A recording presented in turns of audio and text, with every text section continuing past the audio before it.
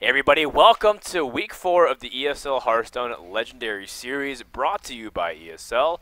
We're going to have our Challenger Finals today to determine who are going to be taking two of the spots for Saturday's main event. My name is Fr0zen and I'll be joined once again by Azumo. How you doing, TJ? Doing well, man. It's Goblin versus Gnome at last. I know we've been waiting for quite a bit of time to see some competitive action with this new expansion. That's right. And we should see some shakeups here. Hopefully some new decks. And see the new cards in action. That's right. We've been seeing a few tournaments and show matches here and there, but this time we get to see a different pool of players than you're accustomed to, right? Everyone knows Kalento, Maz, you know, they see Ties of Time, Hyped, Firebat, etc. But today we get to see more of the amateur side of who's going to be able to challenge them for hopefully what we can expect to see some of the future stars rising up. Oh, yeah. There's about 500 players every week that participate in ESL's Open Challenger Cups on Sundays, and we take the top 4 every week and pit them in this double elimination tournament. Right on. And the top 2 from that get to move on to the actual match day of the Legendary Series tomorrow, which is just really exciting stuff. They get to play against some invited players and get to show their stuff. So we are going to take a look at that bracket with those 4 players that made it through. That's right. We have Wei-Fu from Taiwan. We have Shoop from America. And we have Fr0zen from America, and then we have Grunwave, where I'm not actually aware of where I think he's from. also. I think it's He's 3 also American players. Yeah. Okay, great. Yeah. Land of the free. So we have another player from Asia that's managed to get his way to the top 4. It was pretty competitive. I saw some other players like Fr0zen Ice from Taiwan, Tom60229. You know, there's a lot of some great European players. They didn't make it through though. But Fr0zen, Grunwave, Shoop, and Wei-Fu have. Now they did play on Sunday, so they did play before GVG came out. And the decks were different, so they had an opportunity to resubmit. We'll see if anyone brings anything new today. Yeah, and that's kind of cool though to see these players that were so great on sort of the last patch with the core set of cards. But you mentioned there were so many good players. I believe Teray was also in the top 8. Yeah, he was really close. So he was beaten out as well. But we talked about it a little bit before the show started, but I'm not sure if we'll actually see new decks come out. But you seem to think that a lot of these players will just stick to the tried and true sort of decks. Yeah, I think people will slide in cards into Hunter, into Zoo, into Warrior, into Druid. I feel like these are just like what you do. Like with Warlock specifically, like Zoo for example, you can push in a couple mech cards. Yeah. You know, with Handlock, you just slip in the Antique Heal bot. Yeah. With Warrior, you just put Shield Maiden in, right? So it's like it just feels like you can just introduce these cards without doing crazy stuff and saying like, well, I'm gonna do Mech Shaman and try to make it work. You know, I'm not sure if we'll be seeing that, but I'll be glad to be proven wrong. Yeah, they're waiting for Raynad to discover all the exactly. all the OP cards. They just watch his stream and wait, and then as soon as he makes a deck, that's the one that makes it into the tournament scene. Yeah. But I think we can bring up the versus plates for the first matchup, which I believe will be between it was Shoop and Grunwave and Fr0zen. Grunwave, that's right. Yeah, okay. Right. We were just trying to get them up. So, well, we don't see Hunter, and I'm glad to see this because it shows that they are in tune with the metagame. Apparently, Hunter, amongst a lot of the high-level players, has fallen from grace a lot. There's a lot of classes that have early tools to now dissect it, and Hunter is perceived as one of the weakest classes now. For at the moment. Yeah. Like basically, a lot of things kill it. Yeah, there was a lot of threads going around saying that Feign Death is going to make Hunter so ridiculous, and Call Pet is going to make them so ridiculous, but they didn't really get too many tools that help the decks that they already have that are successful. Whereas all the other classes got a whole bunch of stuff that made them a little bit better, but Hunters are just about the same. So if the class is staying just about the same and all the other ones are getting better, it's only natural that they're going to sort of fall out of favor. I mean, every class now has a way to fight against it. Even Mage. Mage is a class that struggled against it usually, where it's like you can use the flare, the secrets, and whatnot. But you know, if you play Mech Mage, you just have Annoyotron. You have the Blast Mage that does a lot of damage on the board. You know, Priest, of course, is great at it. Warrior is great against it. Paladin has a lot of tools now with Coghammer and Muster for Battle. Handlock got much better against Hunter with Antique Heal bot. Oh, yeah. So even one of your better matchups. So it's just like all these things was like, well, Hunter's actually just like middle of the pack, maybe on the weaker side of things until maybe someone can find a way to break it. Life Coach, Kalento, Gara, these are the great Hunter players. Yeah. Maybe Firebat as well. Yeah, the players haven't really experimented with control Hunters yet. So people were sort of saying that maybe that's going to come back into favor. I'm waiting for someone to make that that great Control Hunter deck that's gonna catch on. Some people have tried. Some people have tried, but I don't know how well it's going to work out for them just yet, so we'll see. In the meantime, our first match is about to get underway between Fr0zen and Grunwave. Make sure to, guys, let your friends know that this is going on twitch.tv/ESLTV_Hearthstone, and let your friends know that this is going on. It's going to be really fun. Yeah, I was looking at Fr0zen's rank before we started this match. He's actually top 5 legend right now. Fr0zen? Yeah, Fr0zen is. You know why he's not top 4 legend? Because of you. That's right. I just wanted to I slipped that in. Yeah, if Fr0zen very self-serving comment there, Fr0zen. Yeah. Fr0zen is an excellent player. In fact, he's always at the top of Legend, and a lot of players reference him as a player that's underrated. Goes under definitely under the radar for sure. You're gonna start things off with Zoo versus Control Warrior. Although, is it Control Warrior? See an inner rage in there. I see an inner rage. Is it more of a mid-range, do a lot of damage with charge and Warsong Commander? I don't think so, but anything can happen here in GVG. Yeah, could be a slide that caster term in. Anything can happen.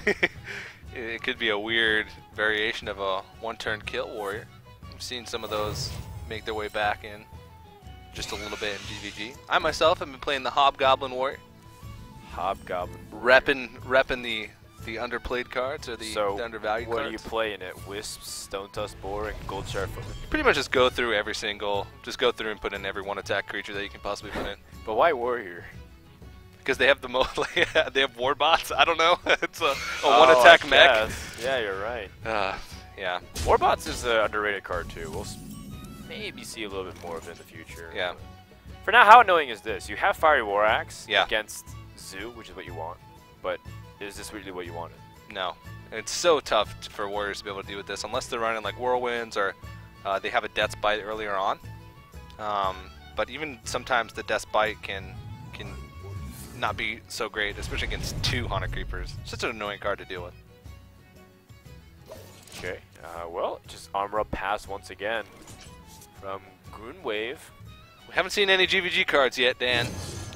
No, we have not. And it seems like there's more piling on very quickly. I'm very curious to see what this Inner Rage is for. Yeah.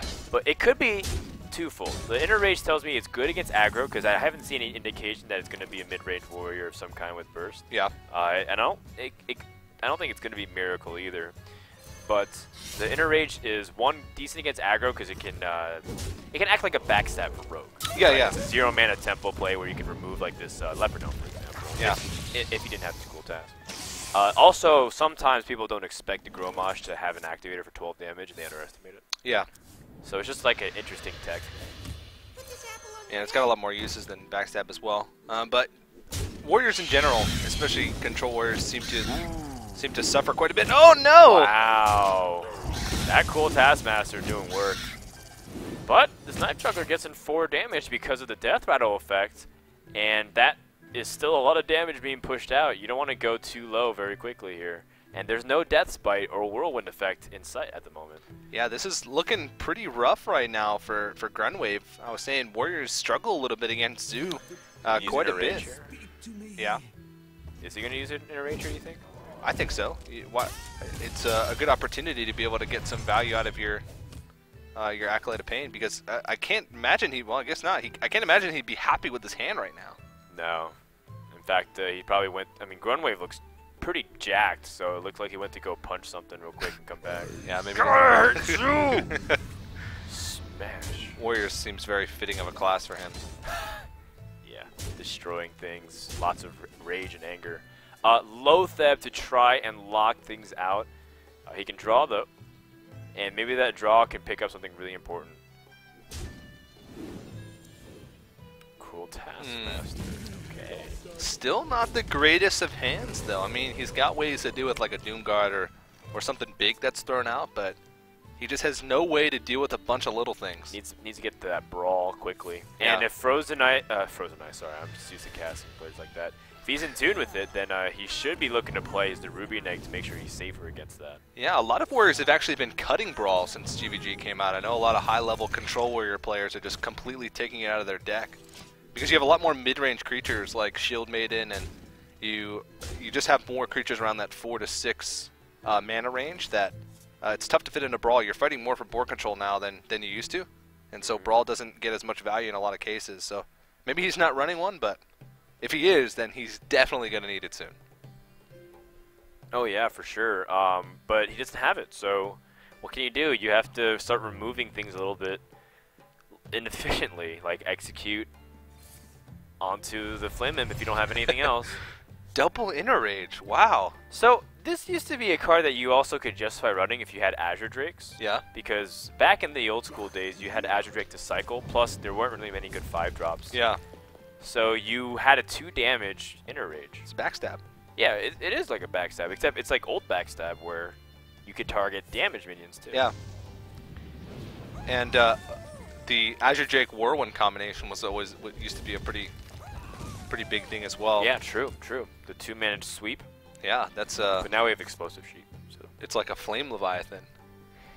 It is like a Flame Leviathan, except Flame Leviathan also hits you, the characters. Okay. Yeah. Leroy Soulfire is 10 damage plus 4 on board. That's 14. He's a little bit short. Yeah, but I mean, he's got so much. He's got so much damage just sitting in his hand right now. Go, Leroy, and he uses all of his Spiderlings to go for the clears. Another really interesting scenario where, you know, the Inner Rage actually is pretty helpful here. Yeah, it's going to be very helpful. Ooh. Lotheb is pretty decent here. Because now you can drop Lotheb and like prevent like power overwhelming with another big minion. Like you can't power overwhelming in Doomguard. Yeah. If you play Lotheb, you armor up, and you can execute with the Inner Rage on the Leroy. Or you can actually just Inner Rage and then kill Leroy. You can save execute for like Doomguard. So this is actually pretty good draw. And it's going to save you. And of course, once a warrior stabilizes against Zoo, they can get ahead pretty quickly, especially once they get some big creatures on the board. Do you feel better playing Lotheb or Sylvanas? I'd feel better playing Lotheb right here. Because well, I don't know. Okay, so how much damage? He's going to take the Leroy off the board, but he's not going to take anything else off. Right. So it'll be 3 damage facing. Well, I guess it doesn't matter because he'd still have just as much mana. Sure.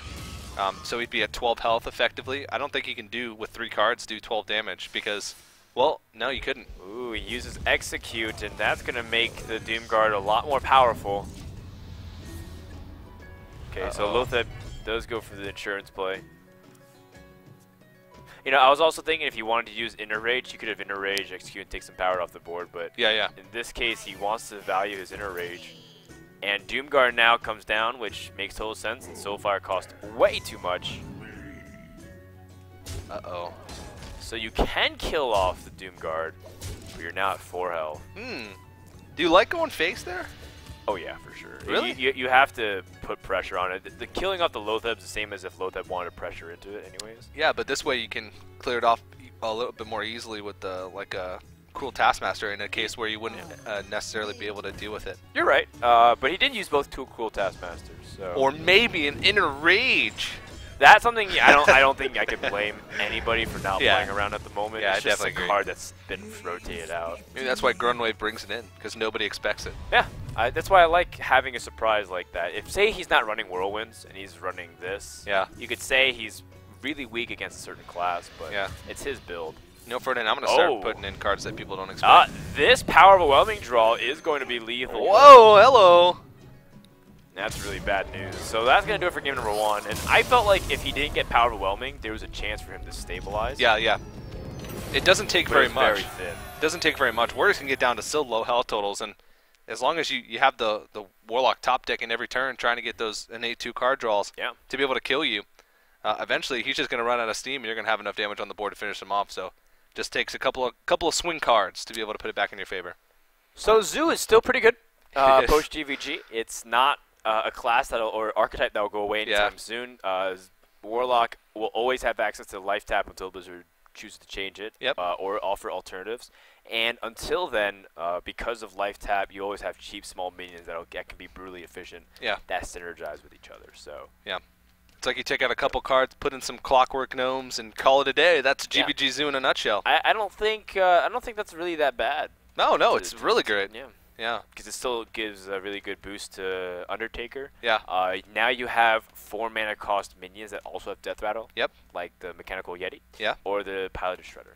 Yeah, and it's you think about it, and what cards were added that actually help defend against Zoo? I mean, Explosive Sheet, but my favorite is Little Exorcist. Okay, yeah, that's true. So this is a 3 mana cost card that gains +1/+1 for each Death Rattle on the board. Yep.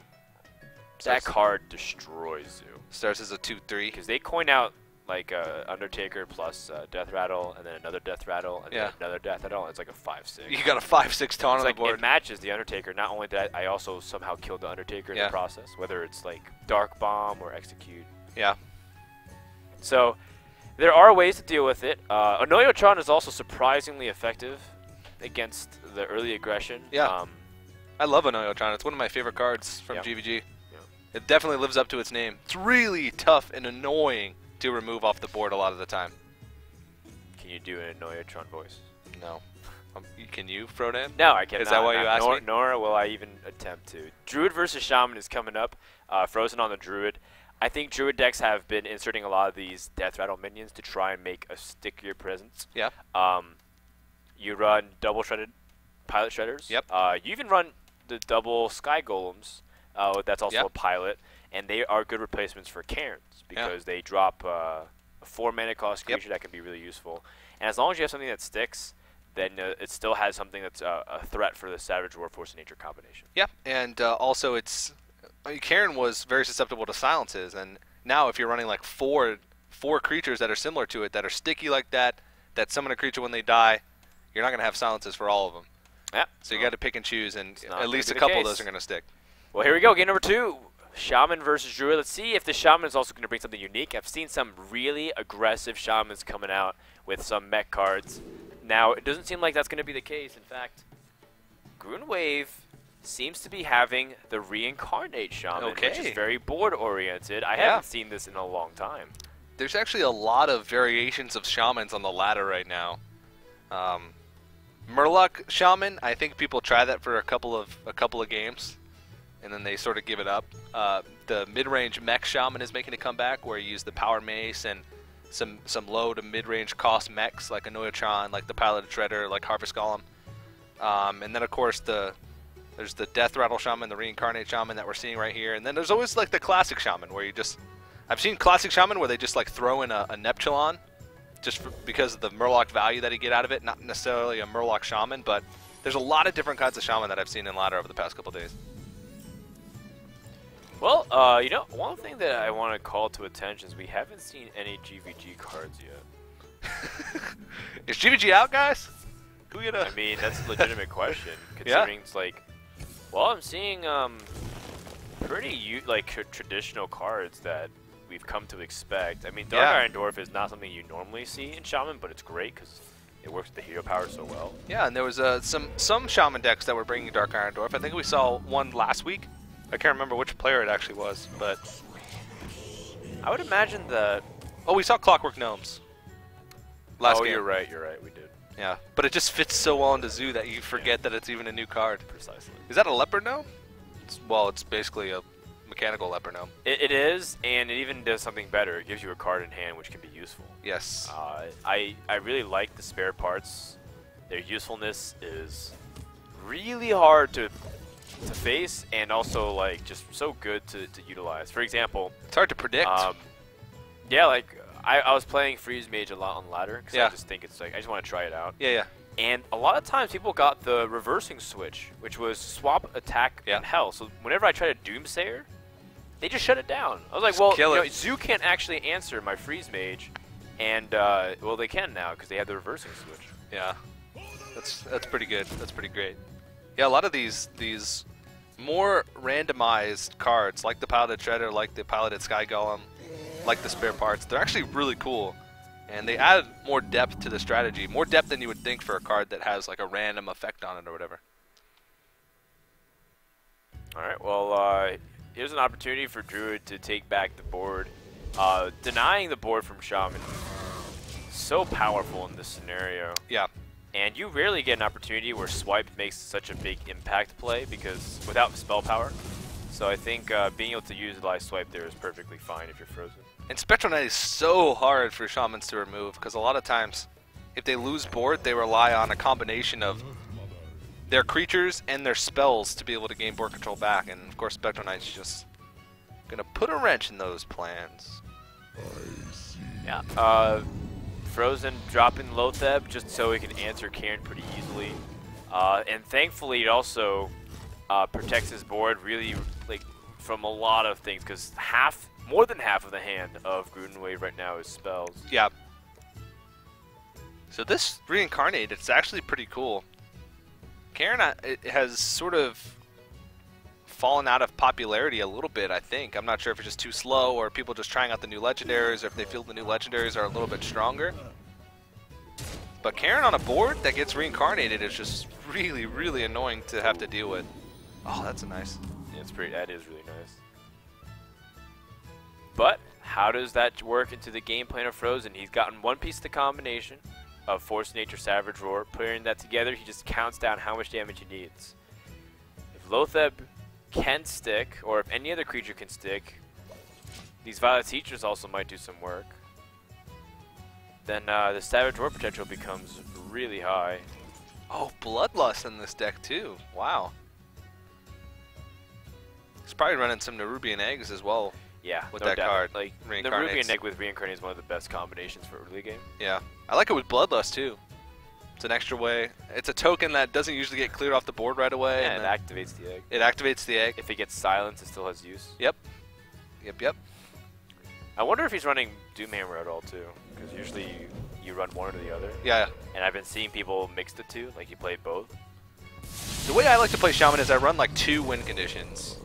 It's either like a Bloodlust and a Doomhammer and an Alakir, like 2 late game things that you can use to burst. Oh yeah, sure. But in this case, I don't actually mind running 3. Like Doomhammer, Bloodlust, and Alakir? Yeah. Okay. Because the board matters too much. Yeah. So like, if you do have Bloodlust in the deck and you lose the board, then you actually need an alternative way to win. That's very true. Like that's if your opponent ever catches wind that's like, oh, you're running Bloodlust, it's like, well, all I have to do is just stop your board from ever being built. So. Yeah. And then you hit him with the Doomhammer. Yep, hit him with the Doomhammer. Uh-oh. Looks like we have a little spectator mode bug where one player's POV couldn't keep up to it. This happens from time to time. Yeah, That's part of it. So we'll stick on Grunwave's POV for now. Fr0zen... Oh, sorry, we'll stay on, yeah. So Fr0zen just drops the Cenarius, which is just still a really good card. I'm not sure if you replace Cenarius with, like, Malorn. Yeah. You know, the new Druid Legendary, which helps you, like, grind opponents out. Yeah, I think that doesn't fit this type of Druid deck. This Druid deck is more oriented around doing a lot of damage. Yeah. Trying to combo it out as fast as you can. Yeah. I think Cenarius is better in, like, this situation, but Malorn's better as the game goes on, just because... You'd rather have Malorn than Cenarius in this spot? No, I'd rather have... In this spot right now, I'd rather have Cenarius. Oh. But the later the game goes, I'd rather have Malorn. Oh, yeah. Because your opponent's just eventually just going to run out of... I mean, there is the chance that, of course, gets hexed or silenced, but the later in the game the match goes, then the more likely all the removal is to have already been used on other things, and so you're more likely to get a lot more value out of Malorn's Death Rattle. Yeah, well, Fr0zen is going to have to use Wild Growth and try to see if you can cycle through another card. Yeah. And again, guys, apologies for looking at the top hand. That's not representative of what's going on actually in Fr0zen's hand at the moment. So if you're at 18 health, this Feral Spirits was so important to get because you're still worried about combo. And Ancient of Lord is one of the worst cards. You did not want to see that. It's so powerful to draw the cards, get closer to that combination possibility. Azure Drake's not bad, though. That's a good card. So Azure Drake into Totem, and hopefully you get like a Lightning Bolt. Yeah, that'd be really nice. Or, well, Spell Power Totem in Lightning Bolt. I guess it doesn't really matter because either way you can throw the Searing Totem in, but... Yeah, I think you'd rather get the Taunt Totem at this stage. So yeah, that that's way true. You can deny the Druid from doing damage. That's very true. And since the Searing Totem's not going to get as much use anyway.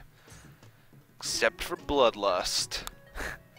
Oh, I guess, actually, we should always keep that in count, by the way. How much damage is there from Bloodlust? 5, 9 plus 15. That's 24 damage. He's getting close. Couple more minions on the board. Wow. Oh, he's actually just going to use it now to apply some pressure. Yeah, I mean, he can also kill off the Ancient of Lore by doing this. Yeah, I actually really like this. And I mean, his board will never really get bigger than this, right? Yeah, and that's sort of, well, I'm not sure if that gives a tell that he's running like Doomhammer and Alakira as well, if he's being liberal with his Bloodlust, but I do agree that you definitely want to just get the Bloodlust out of the way as quick as you can. You're not going to get much more than 5-6 creatures on the board. And he puts him at 13 health, so getting dangerous, and he's got a lot of creatures in his hand, but not a lot of ways to clear besides using the Force of Nature Savage Roar combo, which I know he doesn't want to do at this point. He might have to. Well, even if he does, he puts himself at 9 HP or around there, so this is really tough for Fr0zen to bounce back from. He's losing so much of his damage. And I mean, there's no way you can go about it. You have to clear these minions. Yeah. Too much of a threat on the board. I mean, at least he's going to be able to put the shade out on the board to get something down. But still, he's in a really rough spot. And there's the Nerubian Egg. Not bad. He's got the Defender of Arcus as well in his hand, so he's already got an activator. Yep. I wonder if Fr0zen's worried at all about combo too, because he used one of his combos, but there is a chance that he could have the second one, and he would die if he just played Azure Drake and and then like Egg Totem, right? Yeah. Maybe Totem up here first, just to see. That could be the case, but I think Azure Drake is also really good. Yeah, I guess either way you can just use the Defender of Argus, so don't really need to taunt Totem in this situation. You taunt up the Drake.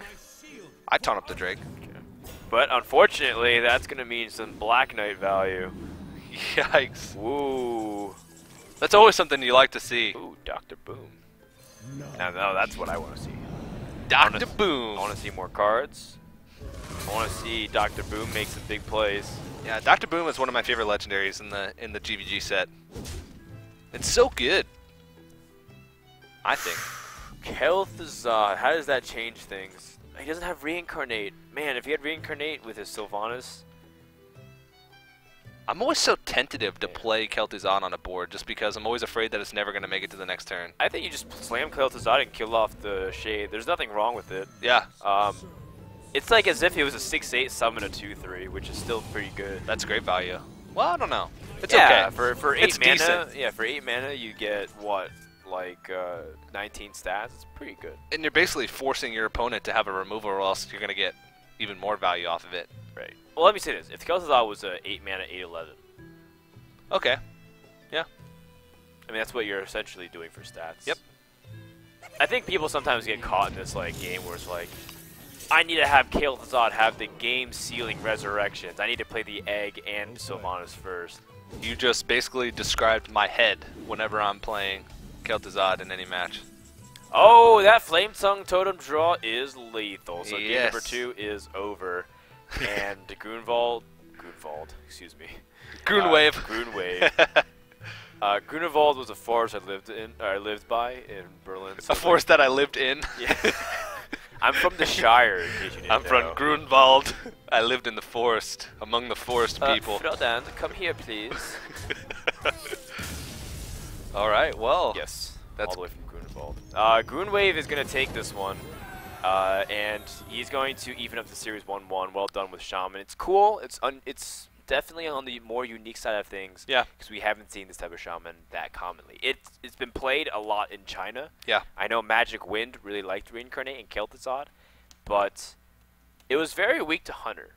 Yeah, And if you're sensing that this is not going to be a Hunter meta where we haven't seen this Hunter in this entire series, I think it's actually a great call. Yeah, it's a little bit slower, but some of the combos that you can pull off with that are just ridiculous. Yeah. There's some game-changing and game-winning combinations that you can make around Reincarnate, even Reincarnate Kel'Thuzad, Reincarnate Sylvanas. Even against faster decks, Reincarnate the Nerubian Egg as well is good value also. Yeah, and I always thought you could throw in the Pilot of Mechs in there as well. Oh, wow. And then, because you have Cairn. I mean, what you do is you drop Sylvanas, you reincarnate. Yeah. And you threaten that the elements will destroy them. I mean, you can do some really powerful combos with that. That is one of the most powerful combos I've ever heard of. Yeah. Well, we're gonna put that one on the table for now. We'll table it while we get ready for game number 3. Warrior versus Warlock once again. But what kind of Warlock is it? Is it a Zoo? Is it a Handlock? I want to see Handlock. I think Handlock's been performing excellently on ladder for very good reasons. Now it has incredible sustain that can really put you out of range for burst. And Grunwave is classing it up a little bit over here, Fr0zen. Just went ahead and put on a jacket. You know, I was trying to think of some way to insert a pun about how chilly it is relative to a card or some kind of GVG thing, but it's not coming to me, TJ. Can you save me?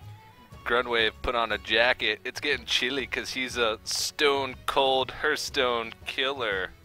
All right, we'll work on it. I was expecting some GVG puns in there, like. No, there's no cold cards in GVG. Oh, the spare part. Oh yeah, there's the coolant, right? Work on that one. Work on that one, Fr0zen. All right, we'll bring it out for next time. Thankfully, I don't think too many people would judge us for that. Well, I have a fun fact here. In Grunwave's bio that I actually read earlier, he says he's a semi-retired attorney. Oh, well, you know, that does explain it. I mean, I don't want to judge a book by its cover, but Grunwave definitely looks more on the mature side of things. Like, I've seen a lot of young people, like 15 to 17-year-olds compete in Hearthstone. Yeah. I'd be very surprised if Grunwave was in high school. It'd be like watching 21 Jump Street, and I'm like, okay, Channing Tatum, you actually aren't in high school. And it's very clear because he's like 6'2", built and stacked, and he's definitely matured with chiseled bone structure and whatnot. There's a lot of like movies, especially like teen movies, where they couldn't get away with it. There's like 30-year-olds that are portraying high schoolers. That's essentially what Glee is. Yeah, I know exactly. Like my younger sister's in high school, and I like drive by, and those kids look like I was like, is that kid 9 years old in high school right now? But no, that's just how it is. I'm just so used to seeing like these 30-year-olds playing high schoolers that my view on things is a little bit tainted. Hollywood. Well, so maybe Grunwave can take some of that maturity, wisdom, and experience, poise, against Fr0zen. Fr0zen reminds me of like a college student, maybe. Yeah. Like, I mean, he just has that youthful look to him. Yeah. Of course, we don't know. Maybe he's also a semi-retired. We completely missed the pun. His name is Fr0zen.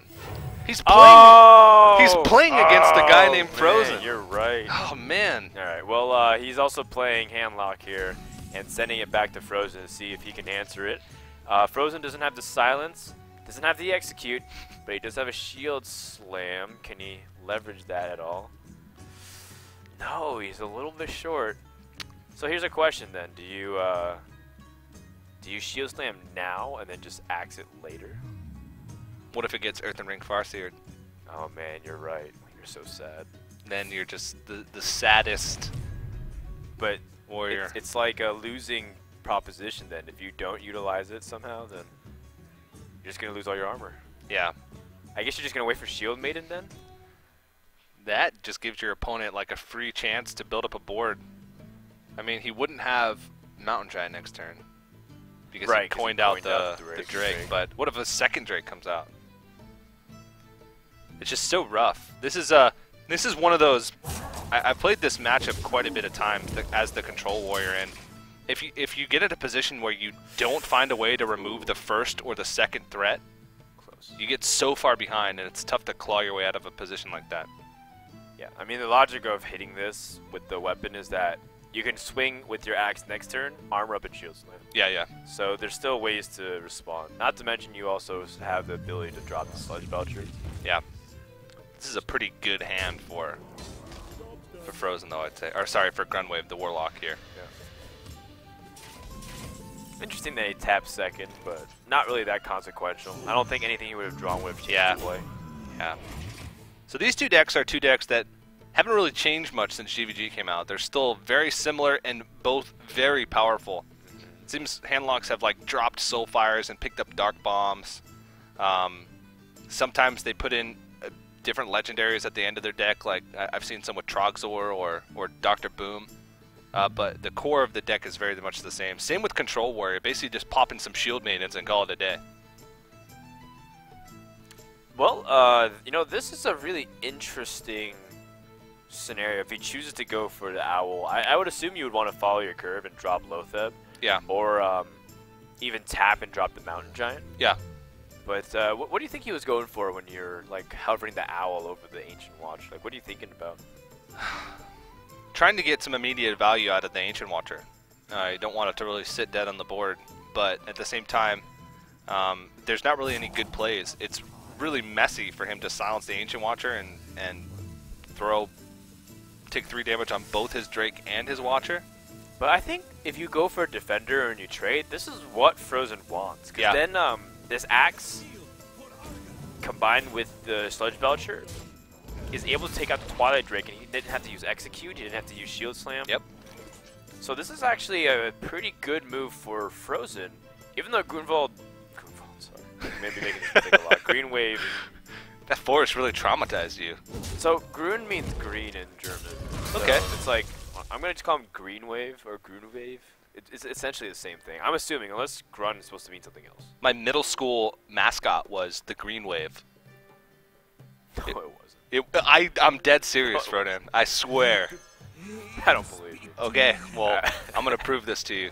Well, let's see if Fr0zen can pick up an immediate answer here. I can see the doubt in your face No, when I said it really was the Grunwave, man. Fallon, Nevada. So, what was your high school name? Well, I went to high school in a different state. My high school was Lemoore High School so in the Lemoore, California. Greenwaves. No, it was my middle school, which was in Fallon, Nevada. So, the Fallon Greenwave. Fallon Grunwave. No, it wasn't waves. Just one wave. Are you sure that's not just a late-night comedy sketch team with Jimmy Fallon? It might be. Maybe that's what they named the middle school after. Did they? I don't know. I was young and naive. Maybe someone just I'm not tricked young me. and naive, so your middle school was definitely not the case. He's got lots of answers to this Mountain Giant. He doesn't have to big game hunter. In fact, the reason why I like not using big... Oh, okay, I guess he is going to use Shield Slam here. I said one of the things I do like about not using big game hunter, though, is that you can make your opponent feel into a false sense of security. Yep. And so it's like, yeah, well, I guess he doesn't have BGH, and then he drops another Mountain Giant, you just drop it. But. And you won't always have armor, but you'll always have the BGH. So sometimes, at least I like to get the Shield Slams out of the way as quick as I can. If you're going to get the same value out of BGH or Shield Slam, I usually go with the Shield Slam first. It's something worth thinking about for sure. Definitely. Maybe not the right play, not the optimal play, because the way Fr0zen did it was a very clean clear of the board, which I'm always in favor of. And putting something on the board is always good too. Again, he'd rather drop Sylvanas than Lotheb. What? I don't like dropping Sylvanas. Like, what was that sound that came out of your mouth, TJ? It's like... I don't like dropping... Did you eat like a milk cast sandwich or something? Yeah, that's exactly what it was. I don't like dropping a Sylvanas on the board to a creature that's weaker than it. Because it's just, you're pretty much just throwing away your Sylvanas. Way to treat a lady. It's no, definitely not. Especially one as divine as Sylvanas Windrunner. Well, how about this then? Mountain Giant and maybe even Lotheb or Farseer, I suppose. I guess he's... You know what it is? He's going to save Lotheb to try and make a really difficult turn to like try and swing back the board. But Lotheb is a lot less effective against Warrior in the late stages of the game because Brawl is still 10 mana. Once they use all their removal spells early on, Brawl is like the only thing that they can use to be able to remove a lot of big creatures off the board later on. They're still going to have it, so... Are we rag boys? Is it time to try and flip for it? I think so. I don't see a real strong alternative. I mean, alright. Oh boy. I guess things haven't changed much since GVG came out. Ragnarok's still a big influencer right now. Oh no! That's really bad. Yeah, but he does not have a Siphon Soul in hand right now. He can just simply trade it though. Yeah. Just simply throw it in. What's that card to the far left? Was that a Shadow Flame? No, sorry. I can hover over the far left of that. Is a Shield Maiden. Oh, wow. Look at that. Awesome. Sweet. I think that is a Shadow Flame. I think it looks like a Shadow Flame. Looks like a 4. Ah, yes. Thank you, ominous presence. You could tell simply just off the top of the Mana Crystal. Well done. Yeah. But I mean, he could put 8 damage and use Shadow Flame. You know what he wants to do? He wants to tap, but he can't because he's at 10 cards. Because there's no, like, he really wants a Siphon Soul, I think is what he wants. Well, yeah, I mean, specifically, he really wanted to be able to tap in this spot, yeah. but he can't because he's at 10 cards. So it's like one of those awkward scenarios where he's like, ah, all right. I think he wants to, I don't know. Loatheb? Okay. If he taps here, he's still in a dangerous spot because he has to find something to play. Yeah, there's the Shadow Flame coming out, so. So is this a move to win the game? Can he kill his opponent? If his opponent sticks around his health, he's got Power Overwhelming and Jiraxis, that's 7, plus the 5, that's 12. No. I don't think so. I'm actually really confused as to why he used Shadow Flame and not just simply killed off the Ragnaros. I suppose he wanted to do the damage to the face. Yeah, he wants to put a little bit of pressure on, I think. But the Handlock's not trying to race the Warrior. The Handlock's trying to outgrind the Warrior. Yeah, that's very true. Especially because you have Jiraxis. Unless, of course, Grunwave sees a different way to play. That also could be another reason that he's got interesting card selections like Trogzor.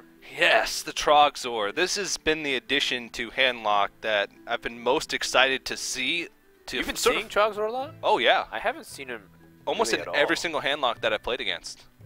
You're a little bit higher ranked than me right now. I don't play Trogzor, I guess. I think you're, I don't know. You're like yeah, I'm at like rank 3 or 4 right now. So I'm like 6 or 7. So. Okay, right. Well, it's around the same. Yeah, but I think I've seen Trogzor so many times. Interesting. Yeah, and it's really tough as a control warrior because if they put it down on an empty board, it's so hard to deal with because you have to. If you use a spell to remove it, then it's going to summon one of those. I mean, burly Rockjaw guys. Yeah, I don't doubt the value of Trogzor. If you just put him on the empty board, it's actually problematic for your opponent. But he's inconsistent because for 7 mana, right. 6/6. You can't like Shadow Flame him. Yeah. He's really awkward. Like if you have a Defender of Argus, you can't actually taunt him up. Yeah, so it's I guess other than the fact that he's a really powerful legendary card, I just don't really see that much of practical use. This is really cute, by the way. Silencing Power Overwhelming, so that way you can keep this Loatheb. Yeah. I like it. This is some cool, slick moves we see from Grunwald. This is a decent brawl. Grunwave, excuse me. The Grunwave. Yeah, 50-50 for a 1-health creature to remain. But that's pretty good. I mean, there's a 1 out of 4 chance that the worst target would stick. Yeah. So. Oh, the card that I've been seeing the most that's really impressed me in Handlock is the Recombobulator. It's basically like a full. Cool. It's basically like a full heal on a giant. It's like a reset on a giant because the only thing a giant can turn into is another giant. Yeah, or late game scenarios where like you have Jiraxis and you hero power, and then you Recombobulator. Like I've gotten Sunwalker off of it once. Oh wow, okay. And that was like a really clutch moment to defend against something because I need to Recombobulate. So it counts as a 6-mana creature. It does. Oh, okay. Because it's a 6/6. That's cool. He is going to Siphon Soul a 1/4 Armor Smith for health. Nice. That is not something you see all the time. Nope. But it's a creative play that's going to keep him alive. What is he playing around there? Inner Rage with Cool Taskmaster. Wouldn't that only be 14 damage? He was at 13. Okay, 13 health. Yeah. Okay. Yeah, that seems a little bit hasty. I'm a little confused because like your opponent still has bombs. He has. Like, what if you, like, how do you even deal with just Gromosh? Like, if you just, like, played Gromosh onto the board, how would you even deal with it? I guess you're just worried about whether or not you can survive. Alright, and Fr0zen's not happy to see Jiraxis whatsoever. This is where Warrior struggles a lot. Yeah. They can remove, they have enough removal in the deck to get rid of the Twilight Drakes, the Mountain Giants, the Molten Giants, but once those 6/6 start coming out, he just uses Cruel Taskmaster as well. Gromosh comes in hand. It will be handy because Jiraxis can't go above 15, so Gromosh combos usually are 10 to 12 damage.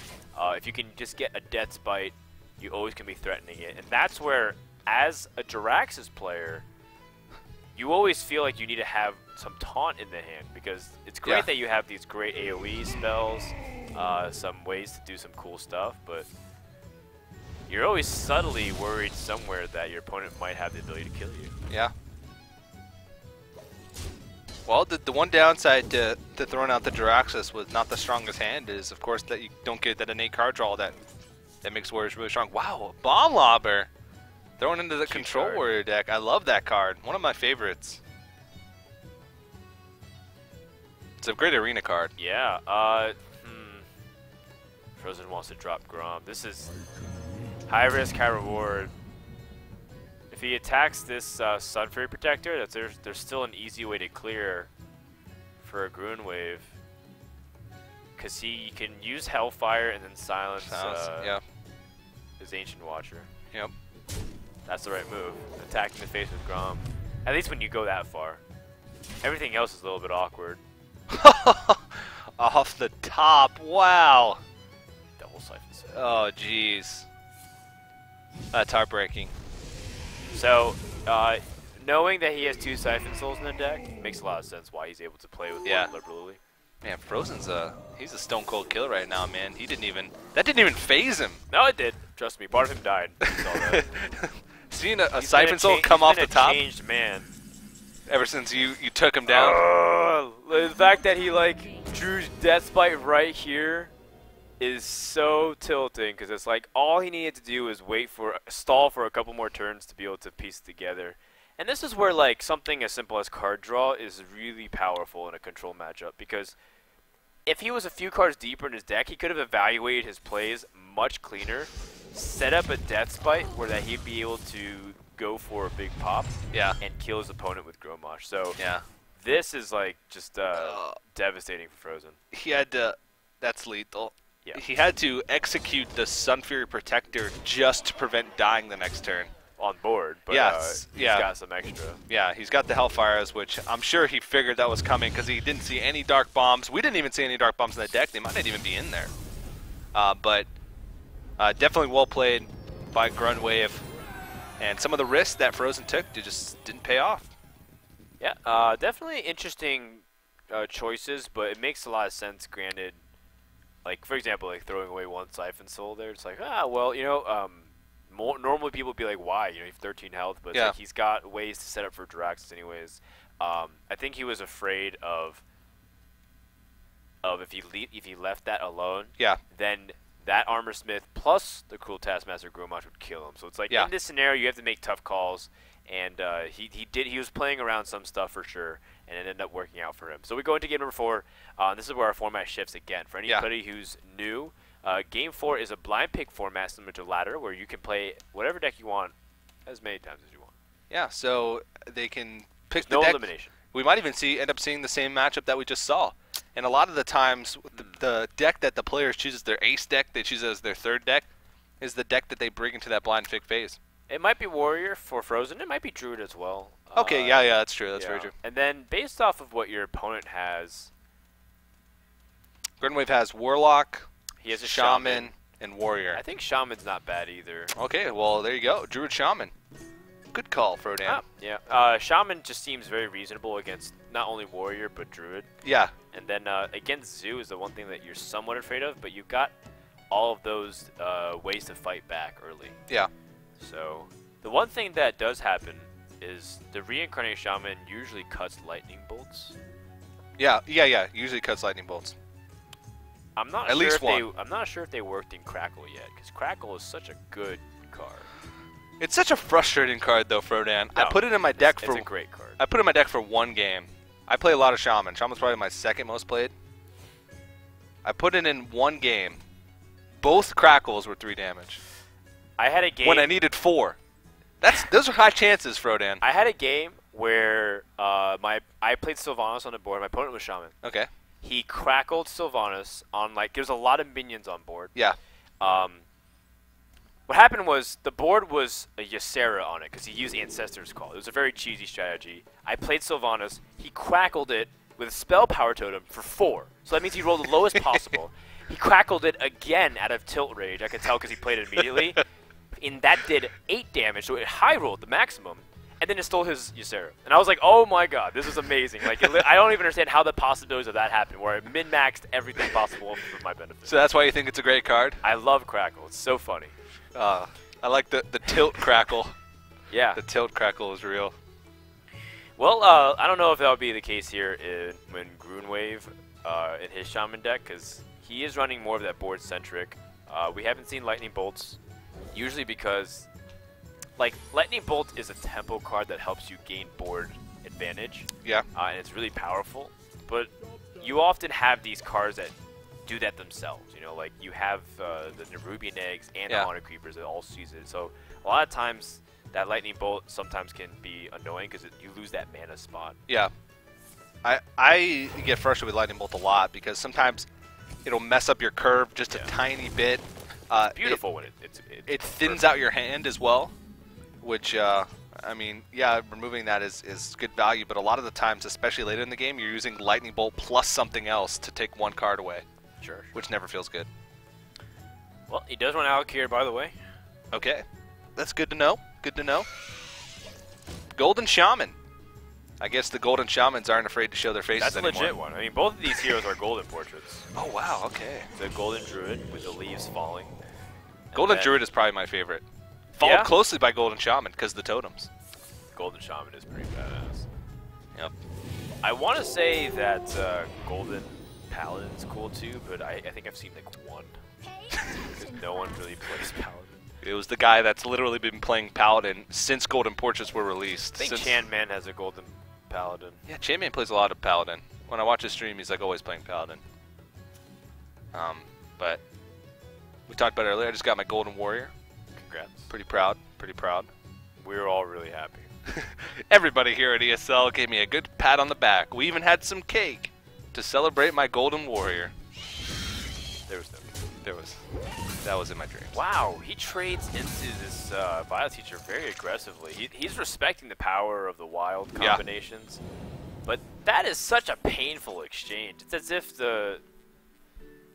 you know, like, the moment when you realize you've given your Violet Teacher like 9 damage, because that was basically like 9/5 essentially, right? It had triple Wind Fury or whatever it's called. Well, I guess if you don't think you have a hand to be able to deal with like a big board, like he had no AoE and no way to deal with like an early Savage Roar or an early couple of Savage Roars, desperate times call for desperate measures. He did have the Defender of Argus, which is a pretty good play against tokens and Savage Roar, but I guess not confident in that.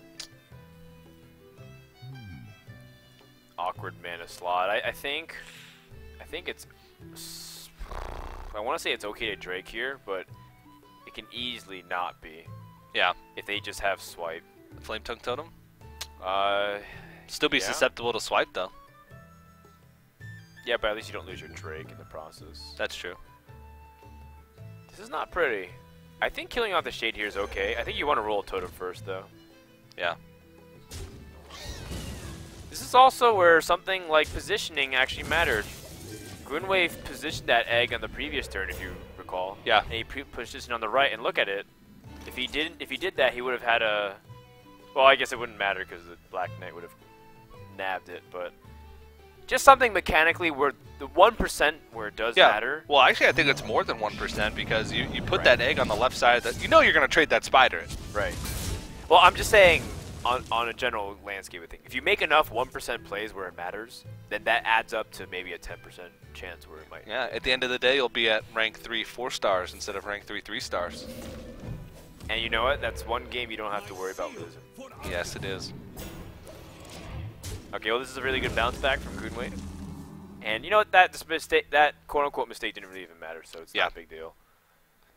So this is like a really powerful position for Shaman, because normally this is an Ancient of Lore turn. Every turn you don't Ancient of Lore, it's an opportunity missed, because you beat 2 cards deeper, you have a 5/5 on the board. If you have to spend this turn removing,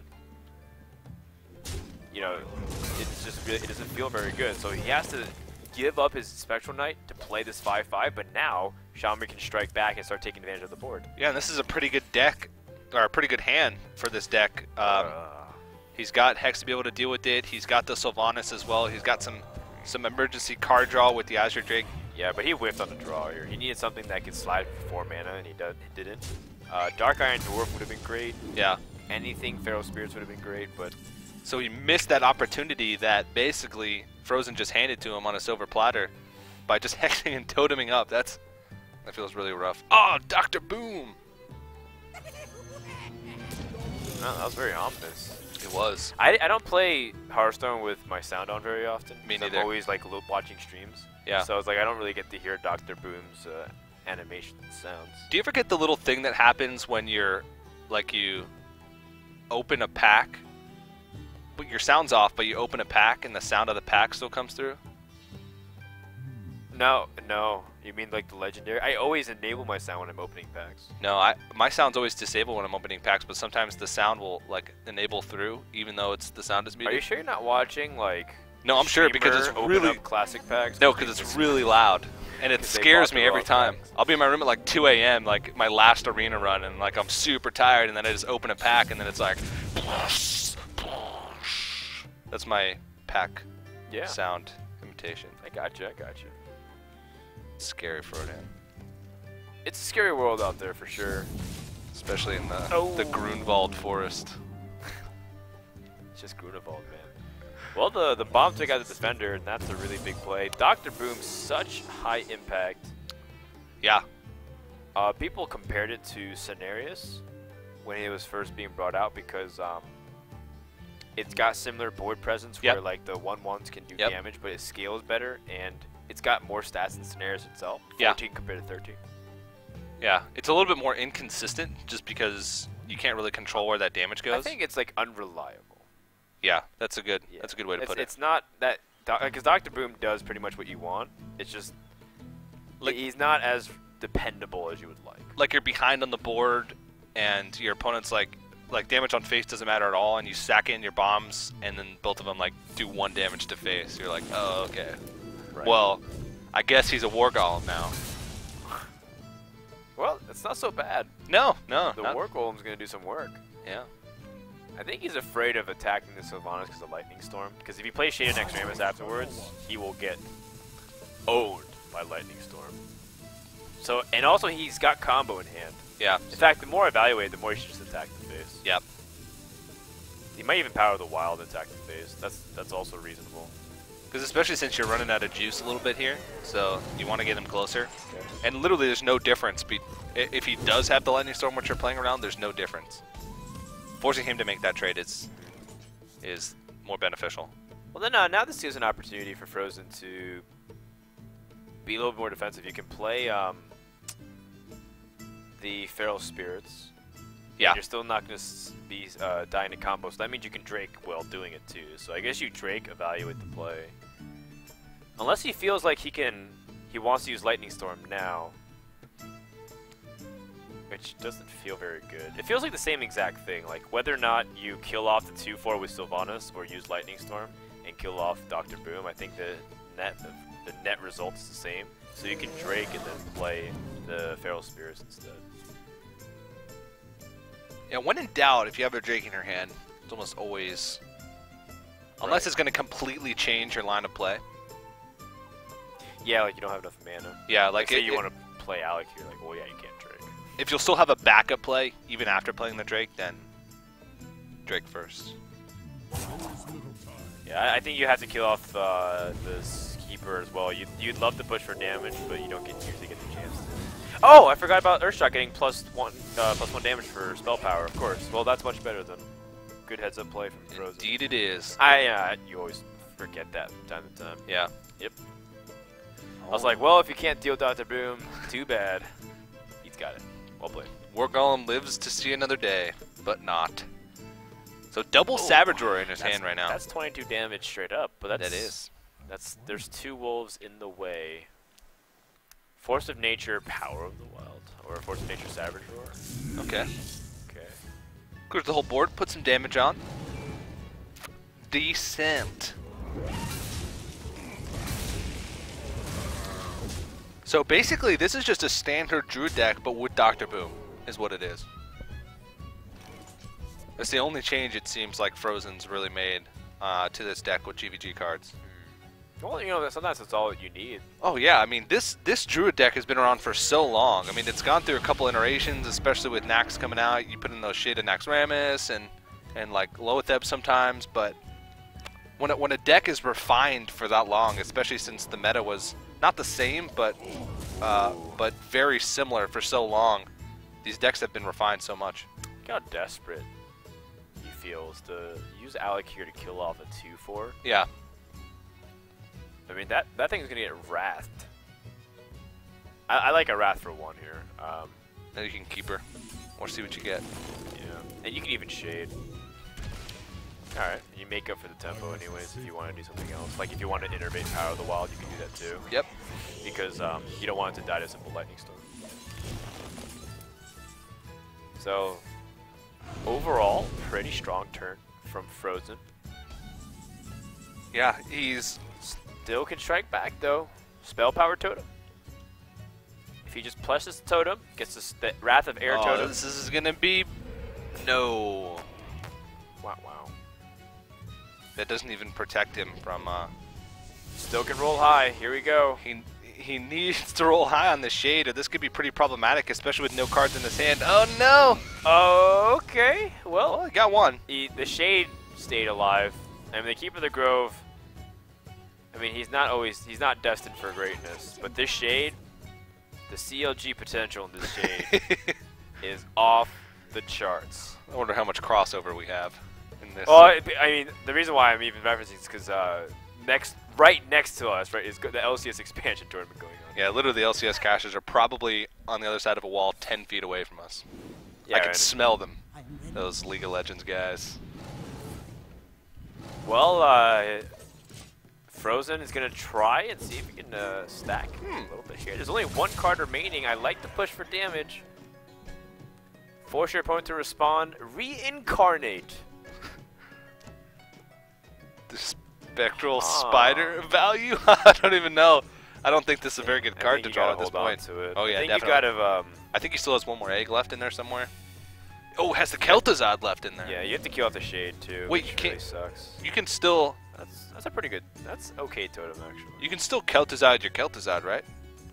Is that still a possibility? Yeah, you Kel'Thuzad your Kel'Thuzad, you get 2 of them. I remember reading some patch notes somewhere where it was something about Kel'Thuzad, but I can't remember what it was. It was some weird interaction that they took away. Actually, upon evaluation, you needed something else. You needed anything that was a 0-2. Oh, but look at Fr0zen. He gets an Innervate. How terrible does that feel? Well, if he's playing... that's a pretty nice draw, so he can take out this Violet Teacher. Should Fr0zen have Innervated just for the 1-1? Because that was basically a Wisp. I don't know. Innervate was a Wisp. I'm not sure. I don't think so. It depends what else he has in his deck. Okay. Because the lore is like what he needs right now. Because regardless of what happened, his tokens still would have died. Do you realize how upsetting that is? You drew Power of the Wild 1 turn after your Violet Teacher died. Yep. You could have innervated Power of the Wild and had some 2-2s. Yeah, some 2-2s rocking the board. Yeah. Whoa! Hello! That is such a big draw. The Kel'Thuzad can get resurrected, and now Fr0zen is on a 2-turn clock. But of course, he can always just die to a Force of Nature draw off the top right here. Or even some way that can do 5 damage and plus the 0 power. Oh, that's not going to do it. Uh-oh. Okay, this is where it starts getting dangerous. Now Grunwave has to get a Taunt Totem. Like, that's his last hope here. Or sorry, like before Fr0zen. Like, that's his last way to secure his advantage. Is it, though? Oh, yeah, because he's going to kill this off. Oh, I guess you're right, because he's at 5 health, so even Force of Nature is still lethal. Yeah. I mean... I was thinking, like, Druid the Claw. Even if he clears the Taunt Totem. I was thinking Druid the Claw or Swipe. Like, those are also ways you can get out, but this needs to be a Taunt Totem. Oh, nope! So there's still another chance. He does draw the Mana Tide. There's plenty of outs for Druid. Oh, no. Plenty of outs where he needs to do a little bit more damage. Swipe. Here's the worst thing. He can't kill him next turn either yet. Not until he draws something. Oh. Nope, that's not it. Wait, so he has 12, 13, 14, 17 damage in hand he needs showing to draw here. A little bit more. And here's another interesting thing. He only can play 1 more minion, so if this totem isn't it, for say for example this drags out, everything's gonna keep resurrecting.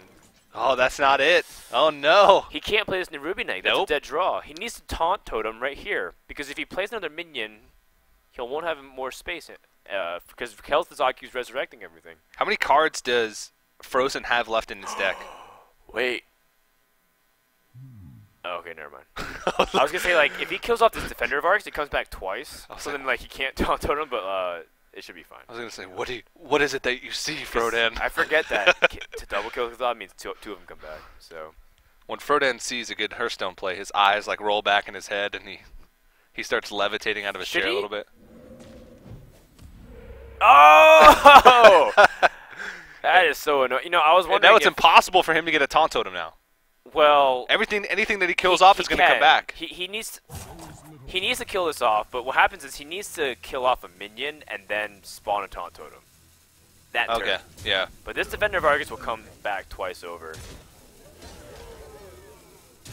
He needs to, well, okay, it's going to come down to this.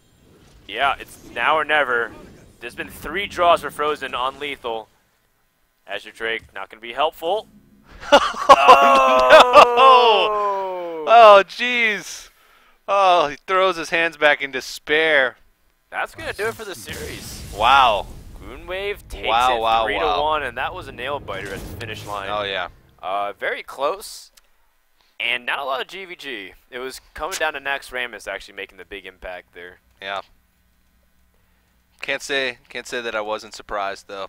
I mean, these decks have been around for so long that it's hard not to take them. But really close series, came down to the wire there. There was a lot of outs for Fr0zen. There was a second swipe that he still hadn't left in his deck. A second Force of Nature, which I'm sure he was running. And he drew the claws. Drew to the claw. Right. If he even had Ancient of Lore to start getting steam to draw deeper in his deck, that was also pretty good. Yep. Also, I feel like Grunwave had some pretty bad beats to draw to end the game. Yeah. Like, he didn't roll taunt totems. He wasn't picking up Bloodlust or any of his big finishers as well. Yeah.